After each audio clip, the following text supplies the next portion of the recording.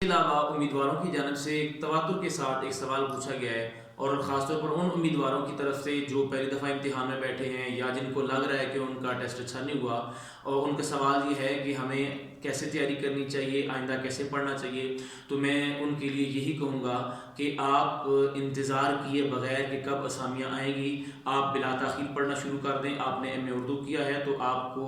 اپنے مضمون پر گرفت ہونی چاہیے، اور غلطی یہ کی جاتی ہے کہ اپنی نصابی کتابوں کو چھوڑ کر گائیڈوں کی طرف جایا جاتا ہے مارکیٹ میں، جن میں بہت ساری غلطیاں پائی جاتی ہیں۔ تو جب بھی آپ نے تیاری کی ابتدا کرنی ہے تو سب سے پہلے اپنے نصاب کی کتابیں پڑھنی ہیں۔ اگر آپ نے ایم اے اردو پنجاب یونیورسٹی سے کیا ہے، سرگودا یونیورسٹی سے یا کہیں سے بھی کیا ہے، تو آپ نے ایم اے کا نصاب پڑھنا ہے سب سے پہلے، اور جو چیزیں بہت اہم ہیں خود اس کے نوٹس بنانے ہیں اور خود اس میں سے سوال اخذ کرنے ہیں۔ اس کے بعد اگر جامع معنوں میں اگر آپ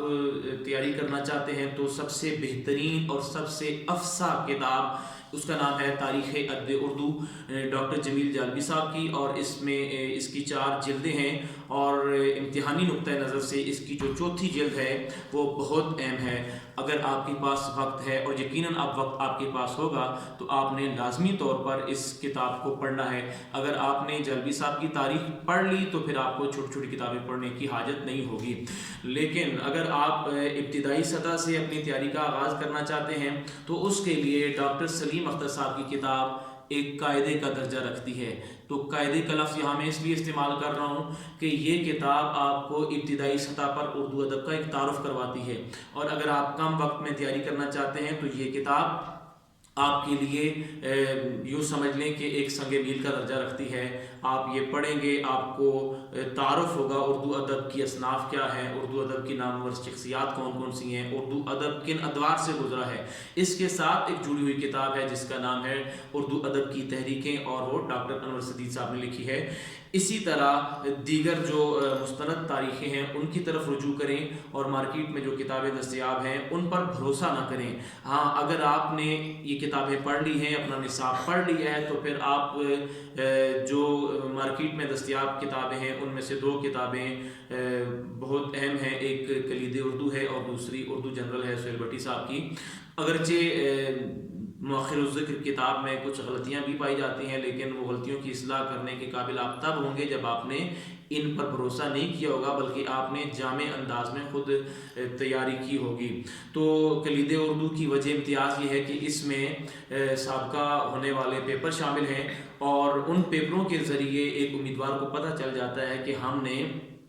کیسے امتحان میں بیٹھنا ہے اور امتحان میں کس نوعیت کے سوال آتے ہیں۔ اور کلید اردو اگر آپ کے پاس پڑھی ہوئی ہے تو اس میں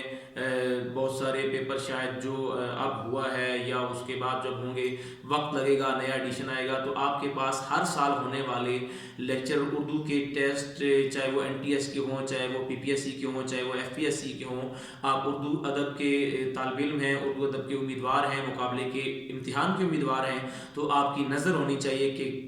کون کون سے ٹیسٹ ہو رہے ہیں، کہاں کہاں ٹیسٹ ہو رہے ہیں، اور کس ٹیسٹ کی کیا نوعیت ہے۔ اس کے ساتھ ساتھ محاوروں پر آپ کی گرفت ہونی چاہیے، اچھی اچھی کتابیں موجود ہیں، اور ایک بنیادی کتاب ہے اصناف ادب رفیع الدین ہاشمی صاحب کی کتاب، وہ آپ کے پاس ضرور ہونی چاہیے۔ اصناف نظم و نثر، یہ علی محمد خان صاحب کی اور اشفاق ویک صاحب کی کتاب ہے، یہ بھی آپ کے پاس ہونی چاہیے۔ تو بہت ساری کتابیں، ایک تنوع ہے، لیکن جو کتابیں بنیادی حیثیت رکھتی ہیں وہ آپ کے پاس ضرور ہونی چاہیے۔ تو میری دعا ہے کہ اللہ تعالیٰ تمام محنت کرنے والے امیدواروں کو کامیاب فرمائے۔ آخر میں تمام ناظرین سے گزارش ہے کہ اگر آپ کو یہ ویڈیو اچھی لگی ہے تو آپ نے میرا یوٹیوب چینل سبسکرائب کرنا ہے، اور اس ویڈیو کو شیئر بھی کرنا ہے۔ انشاءاللہ میں اس طرح کی جو معلوماتی ویڈیوز اور ادب پر مشتمل ویڈیوز بناتا رہوں گا، اور آپ کی خدمت میں گاہے گاہے حاضر ہوتا رہوں گا۔ اسی کے ساتھ مجھے اجازت دیجیے، اللہ حافظ۔